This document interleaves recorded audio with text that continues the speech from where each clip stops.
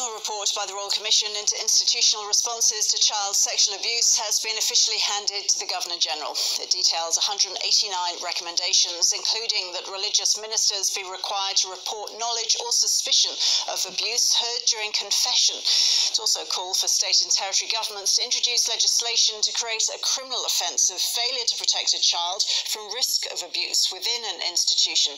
The Commission's final report also calls for a national strategy needed to prevent child sexual abuse across the country. Well, survivors of child abuse are in Canberra today for the handing over of that Royal Commission's final report. Leonie Sheedy is from the Care Leavers Australia Network, or CLAN, which advocates for survivors, and she joins me now from Canberra. Leonie, thanks for being with us. What do you make of these recommendations, the ones you've seen so far? Oh, look, I haven't had time to really look at the recommendations. I know that the Royal Commission will do the recommendations that they've 189, are there, Ros? Have I heard correctly? Yep. You know, I hope that there's one in there that says pedophiles should not be able to change their name by deed-poll.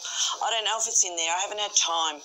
But, you know, they are highly concerned about keeping Australian children safe, and children like me and all the other care leavers of Australia who were raised in Australia's orphanages, children's homes, foster care. We certainly weren't safe from the predators and the sadists of this nation. And, you know, we deserve redress for all forms of abuse and neglect. You know, the federal government gave compensation to the Manus Island refugees, and nobody should be abused in our country. But we were little children, and the physical and psychological cruelty that we endured as children needs to be recognised by this country, not just children who were sexually used in Australia's orphanages, etc. From what you've seen so far, Leonie, do you feel that the power now, with this report and its recommendations, might have shifted away from those institutions and towards those children you've described? Well, the churches and charities no longer wield the power over the poor and the voiceless. You know, governments have to take these recommendations seriously and not give sway to those powerful churches in the past. They were powerful in the past. They're no longer powerful.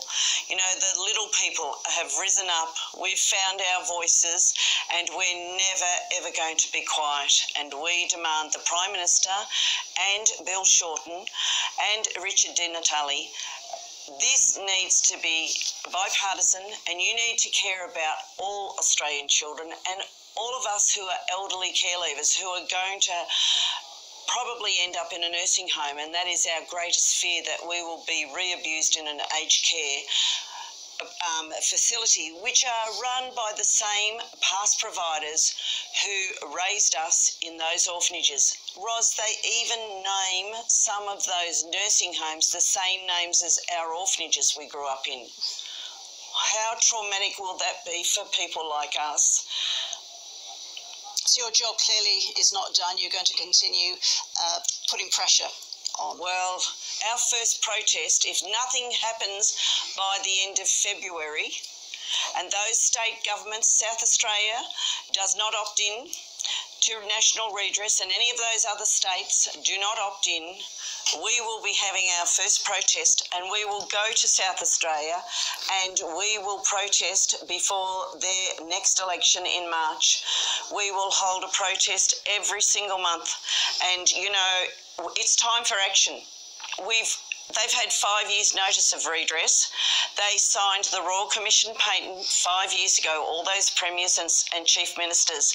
They knew that redress was a part of the terms of, I can't even talk, I can't remember, terms of reference. Is that the word? Yeah. Yeah. They knew that. They've had 5 years' notice. All those churches and charities and state governments, the time is up. Go and tell the Prime Minister that you do want to show your moral compass, and you will opt in to national redress. And those South Australian charities and churches that need the South Australian government to opt in, because they won't be able to put money into it unless the state signs away their rights, you need to put pressure on Jay Weatherill and John Rao. I cannot believe that the state where the Prime Minister, the ex-Prime Minister Julia Gillard lives, that's the state that is dragging the chain on national redress. I want to say a huge and sincere thank you to Julia Gillard. You know, it took a female, Australia's first female Prime Minister, and it took an atheist. We would never have gotten this Royal Commission. We would never have got the light shine on our horrific histories if it hadn't been for Julia. A huge, sincere thanks, Julia Gillard, from all care leavers of Australia. Leonie Sheedy from Clan, thank you so much for sharing your views with us today. Thank you.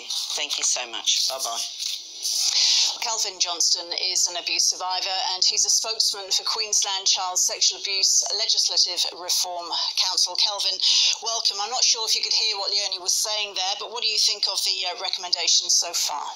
The recommendations, well, there's many of them, and what we've got to do, Ros, is to make sure that the recommendations are implemented. I'd suggest that we have a COAG working party which the Prime Minister comes out and says that this is what's going to happen. The difficulty that we have is that we've got 8 different states and territories all heading off in different directions, and if we don't have the Prime Minister getting some central direction as far as these recommendations and implementing those recommendations, well, Rafferty's rules will rule. And we've seen situations where internationally where you've got Ireland have said they've got problems with recommendations. We've got other inquiries in Queensland like the Ford inquiry where the recommendations haven't been adhered to, and it needs to be centrally coordinated. And I call upon the Prime Minister and also the opposition minister and other leaders of parties within Australia to do something. And I think that the COAG working party idea is a good thing. I think that the other thing that should come out of the mix of all of this is a commissioner for institutions. For too long, we've seen institutions, over 4,000 institutions gave, there were 4,000 institutions that basically were highlighted with the Royal Commission. And what's happened is that we've seen the Royal Commission finish, so we need a commissioner for institutions, which Chrissy Foster and Dr. Llewellyn Jones have suggested, and I think that that's the way to move forward. The funding for that body should be from the institutions who cause the problems, and that's will sort out a lot of problems with the redress, civil redress as well. So if we get that happening, I think we're going to go a long way further. You know, we must understand that there was only 1% of the case studies, the 4,000, where over, I think it was about 50 odd case studies that were adopted. So it's just over 1% of the Royal Commission's information that was put to it that has been examined. You know, it costs $6.8 billion, the cost of untreated abuse in Australia, and that's annual. So, you know, let's get the institutions that cause the problems, make sure that they pay the money that is due and call upon the federal government to do that. Stop all the bickering between the state and the federal government as far as redress. The political football, which is going to continue because nobody can agree on what is the right thing to do, and they're playing politics with child abuse survivors. So to me, it's quite clear we need to have a COAG working party and call upon the Prime Minister to do that, a commission for institutions, and let's reduce that $6.8 billion cost for untreated abuse in Australia annual. So how do you keep the momentum up? And do you get a sense that we've been here before, that there is momentum today because the report has just been made public, but that might diminish as time goes on? Would that be a familiar story to you? Of course it will, and if we don't have the things that I'm suggesting, Ros, that's what's going to happen. You know, we've got enough inquiries here. The political will, the machinations that go on behind the scenes that we never see as far as the religious organisations and institutions having their sway with politicians, you know, the likes of, where the church and the state are, totally blurred. that needs to stop. And a working party with COAG, working party that the Prime Minister says should be formed, federally endorsed, and the states come to the party. Let's stop the bickering. Let's stop all the claptrap, and let's get on with the recommendations from the Royal Commission, whose role was to investigate and make recommendations. They've done that. It's up to the political parties to do the right thing and to have a sense of compassion for the people who have suffered enough. And Kelvin, just to take a step back for a moment, you're an abuse survivor yourself. How do you think the Commission has handled the whole process? Look, very compassionately. I'd like to say that the Commissioner who handled my matter was very good. Just today I've been to visit a friend of mine who was 18 who committed suicide. I showed him how to use a firearm, and I didn't know he was an abuse survivor of the Brothers of Oceana, the Catholics, and I visited his grave today, and that was the inspiration to come on TV today. All right, Kelvin Johnson, thanks for sharing that with us. Thank you. Thank you, Ross.